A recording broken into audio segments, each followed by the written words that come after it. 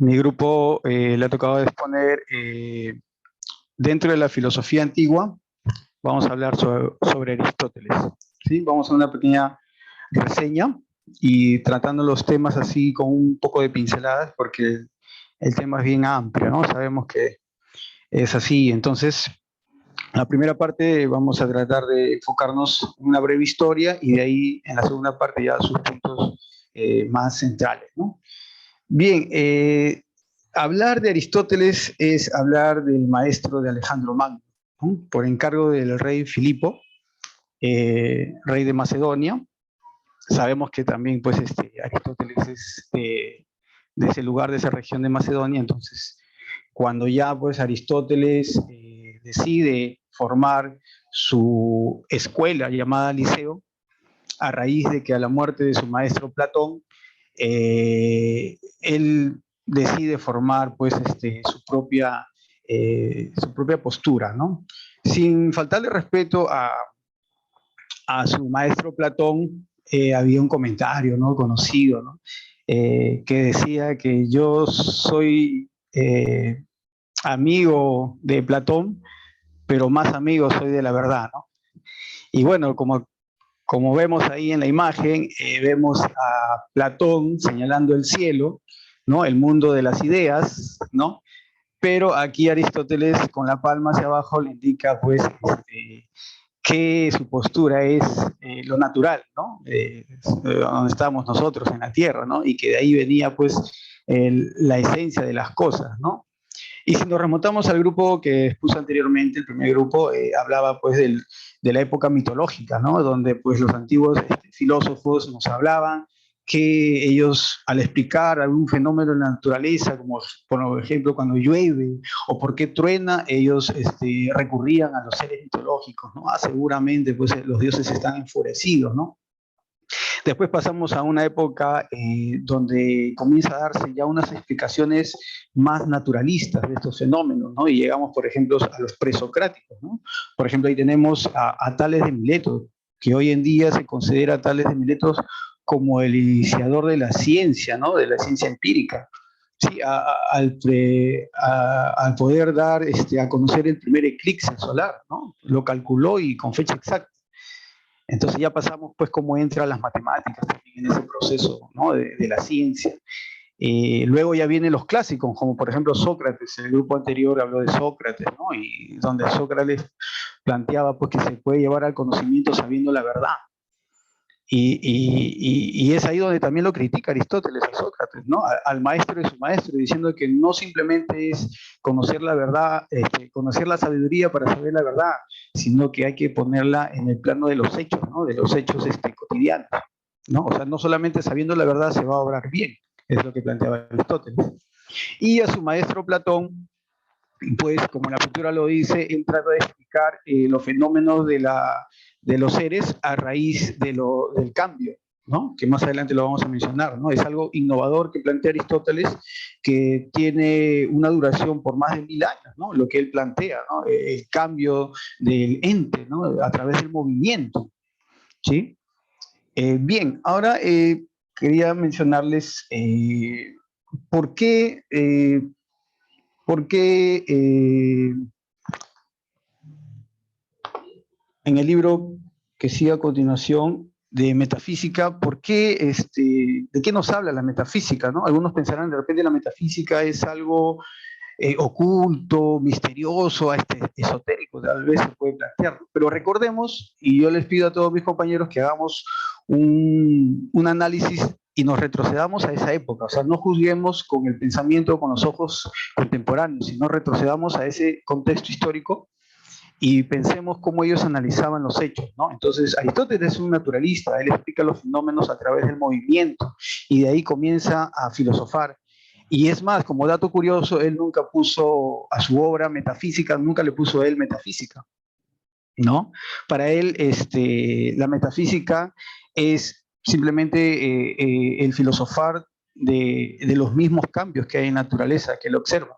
Quien le puso metafísica fue el comentarista Andrónico de Rodas, ¿no? Que buscando entre las ediciones de Aristóteles, como en ese entonces hablar de física era hablar de la naturaleza, y como vio en los papiros de Aristóteles que no se hablaba mucho de esos temas, sino que algo más profundo como la existencia del ser, ¿no? ¿A qué se debe? ¿Cuál es la sustancia del ser? Él lo puso, digamos, más allá y lo catalogó como algo más allá de la física, ¿no? Por eso que nosotros entendemos que la metafísica es más allá de la física, pero no por el hecho que no se sustente en conocimiento que lo rodea, como partir de la observación, que es el inicio de la ciencia, sino como lo dice pues, este comentarista, ¿no? Que algo que está más allá de la física, o sea, como ordenarlo, ¿no? Como ponerle en un anaquel o un estante, y nosotros catalogamos nuestra biblioteca por ediciones y por temas a tratar, ¿no? Entonces así lo colocó el comentarista,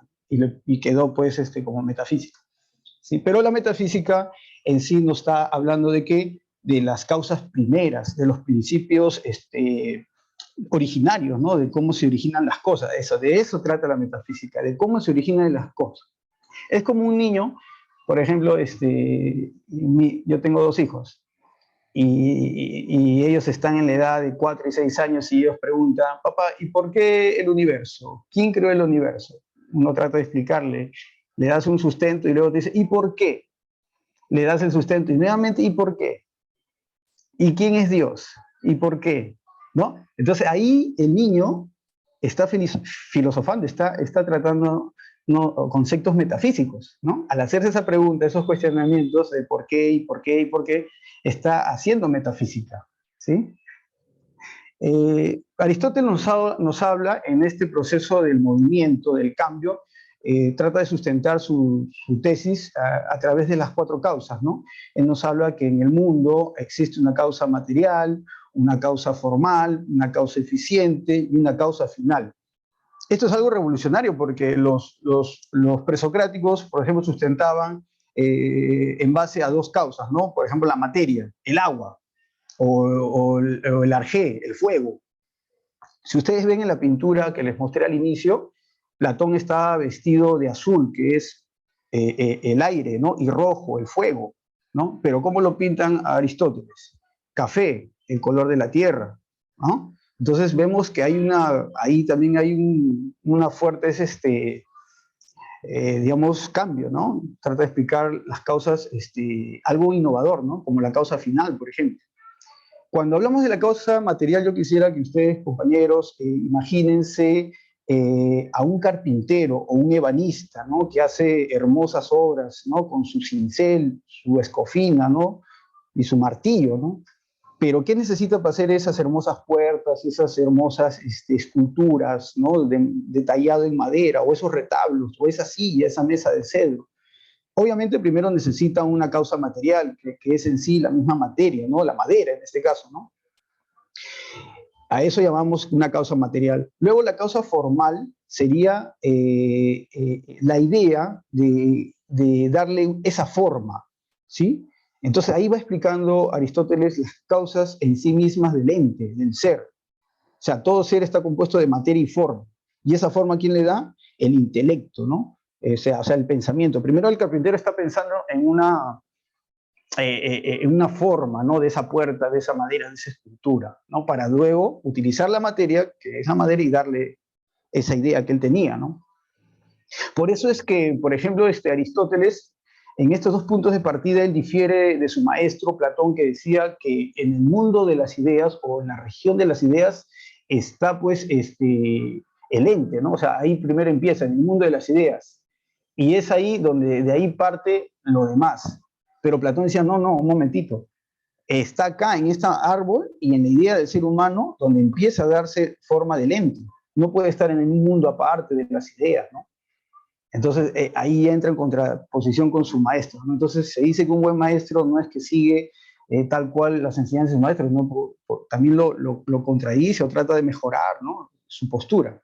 En la causa eficiente hablamos de esa mano, justamente la mano del carpintero, ¿no? La mano que esculpe o talla esa materia, ¿no? Con esa idea que es la forma, ¿no? Entonces ahí ya están ya las 3 causas.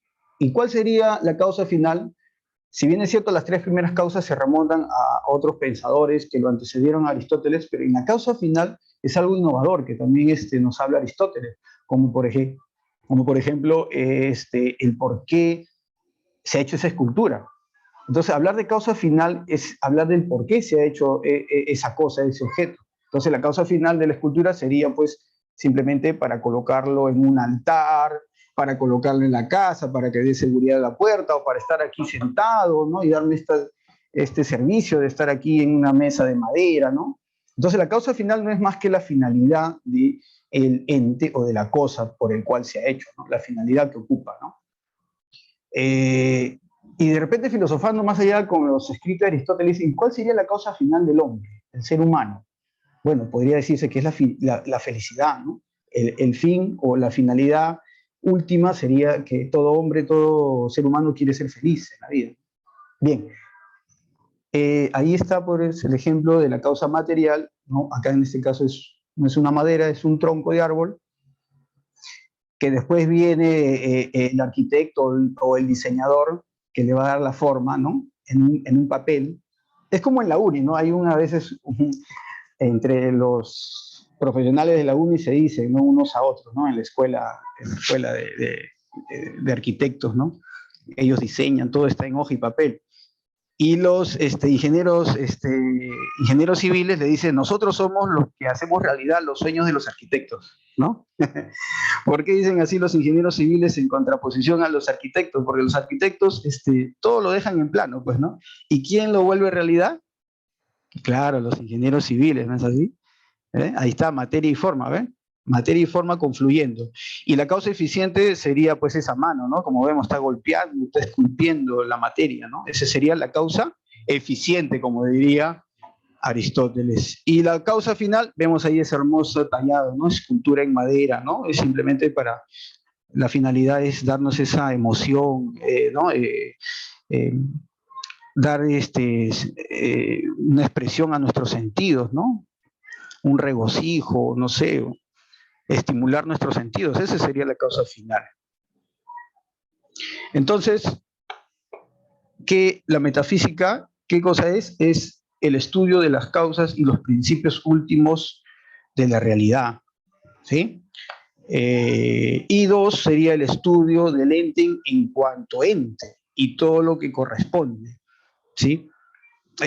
Anterior a Aristóteles no se llegaba a explicar, por ejemplo, cuando uno decía, como decía el compañero el Argé, ¿no? El inicio de todo, el que explica el origen del universo, pero no se podía explicar en sí en cuanto a la esencia, ¿no? Del por qué es el agua que forma. Si bien es cierto, ellos veían que todo era agua, los animales bebían agua, el hielo pasaba de sólido a líquido. Entonces, tenía razón, hay que comprender, como dije al inicio, ¿no? Por qué ellos pensaban así, ¿no?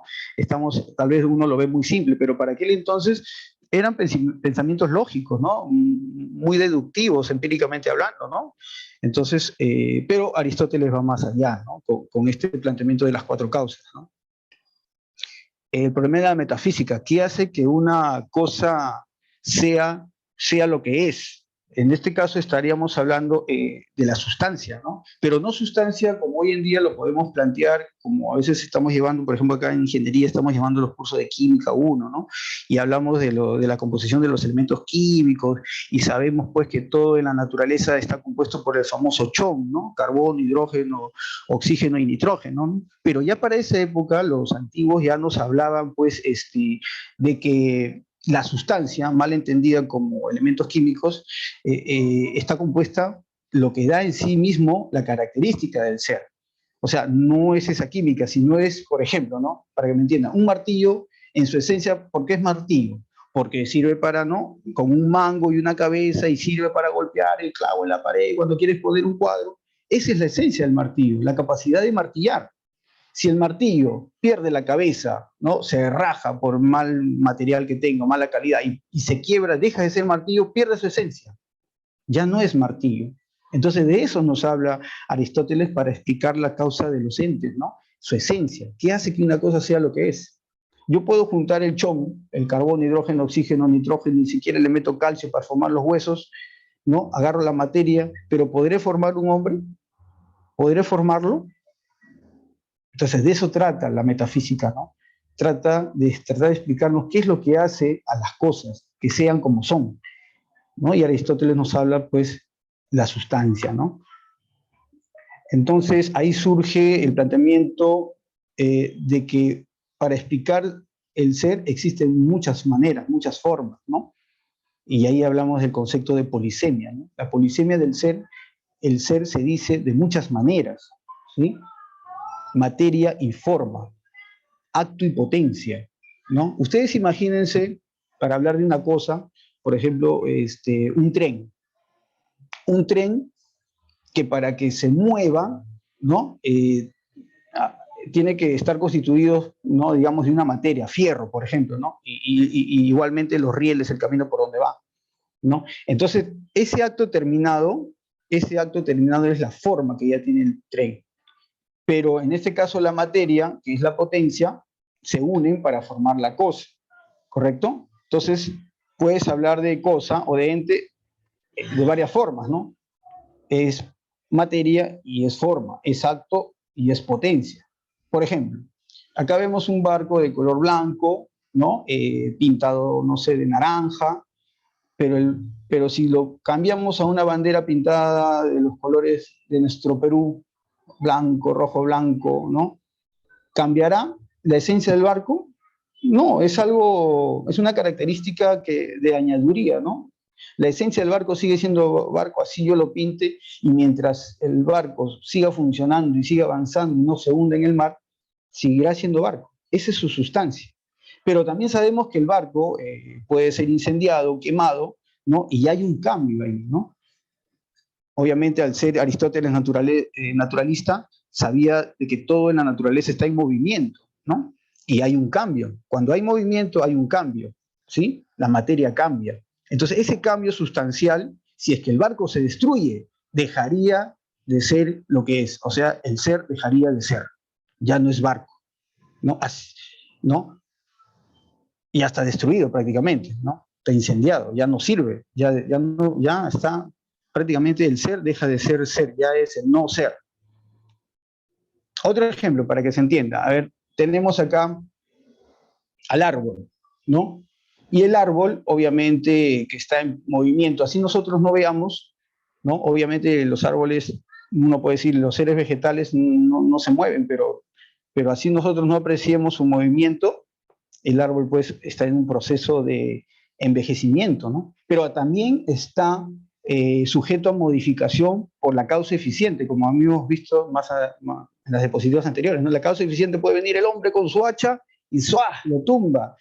Y ese árbol que está en acto, ¿no? Que tiene su forma, pasa, transita al movimiento y ya se convierte en leña por la mano eficiente, por la causa eficiente, ¿no? Entonces, el árbol es lo que es, pero pasa a un estado de ser potencia porque se puede convertir en leña en algún momento, ¿no? En la sierra, por ejemplo, el combustible es la leña, pero vemos los eucaliptos verdes, no lo talan. Cuando ya llega a una cierta edad, tiempo, el árbol, que es árbol que está en acto, es, es leña en potencia, porque cuando ya llega, digamos, el invierno, lo van a talar, ¿no? Y lo van a almacenar.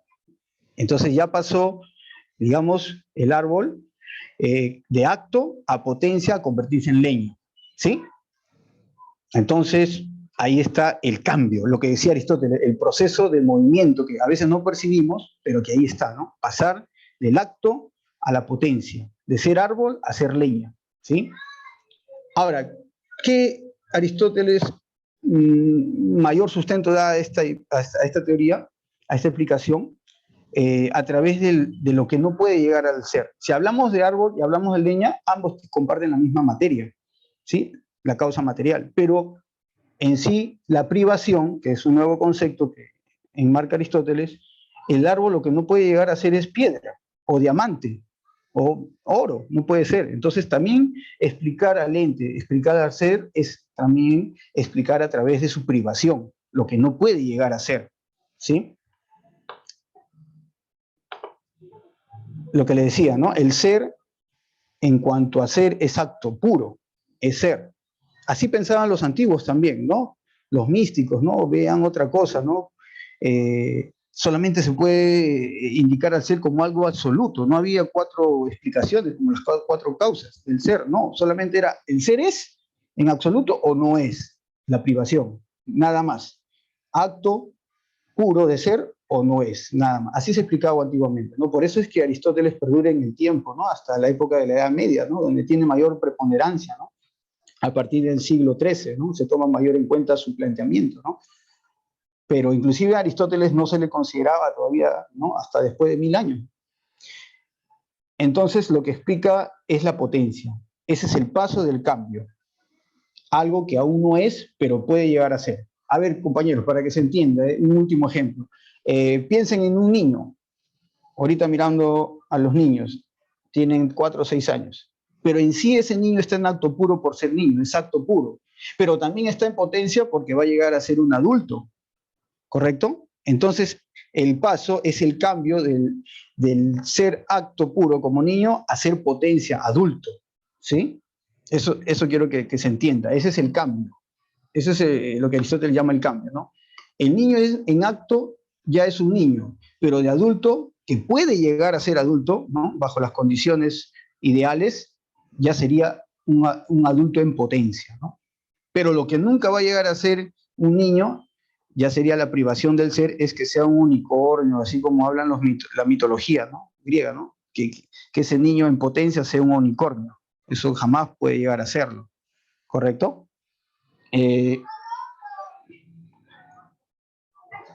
Ahora, bueno, relacionando las 4 causas, ¿no? Ahí tenemos la potencia como la causa material y el acto como la causa formal, ¿sí? Y vemos acá unos conejos, ¿no? En proceso de cambio, o sea, proceso de movimiento, donde el conejo hembra tiene su cría, ¿no? Y esa cría, a la vez que está en acto, llega a ser potencia nuevamente adulto y nuevamente va a tener su cría, ¿sí? Y así estamos, como dice Aristóteles, en un proceso continuo de acto, potencia, acto, potencia, acto, potencia. Pero obviamente Aristóteles planteaba que no se puede llegar así hasta un infinito, infinito, que no tenga fin, ¿no? Debe haber algo que sea la causa primera de esta cadena eficiente de entes que pasan de acto a potencia. Si no, no seríamos pues hasta un infinito, ¿no? El que nunca tendría, como dice el infinito, infinito es lógico, pero un infinito finito no tiene causa lógica. No podemos hablar de un infinito finito, ¿no? Sería un absurdo, ¿sí? Entonces, para no caer en un absurdo, surge la idea que plantea Aristóteles del ser como primer motor, que no se mueve, pero que mueve a la demás cadena, ¿sí? Entonces, ese primer motor que mueve la cadena de cambios no tiene que ser movido por nadie más, porque si no, de vuelta sería pues la cadena de que él también tendría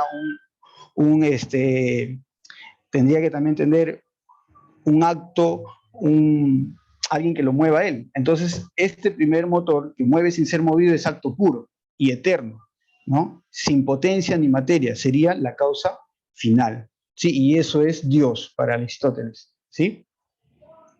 Bien, hasta ahí sería mi participación.